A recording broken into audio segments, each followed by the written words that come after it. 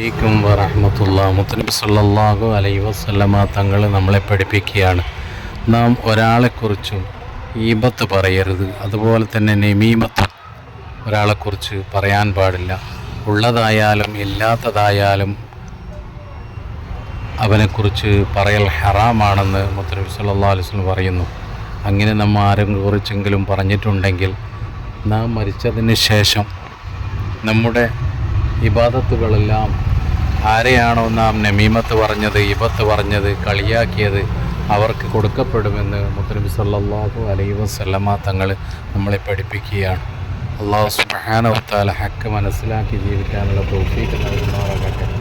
എല്ലാവിധ ബുദ്ധിമുട്ടിൽ നിന്നും, വിഷമത്തിൽ നിന്നും, സങ്കടത്തിൽ നിന്ന് രക്ഷപ്പെടുത്തുമാറാകട്ടെ. എല്ലാവിധ രോഗങ്ങളെ തൊട്ടും കാത്തുരക്ഷിക്കുമാറാകട്ടെ. അൽഹംദുലില്ലാഹി റബ്ബിൽ ആലമീൻ. അസ്സലാമു അലൈക്കും വറഹ്മത്തുള്ളാഹി.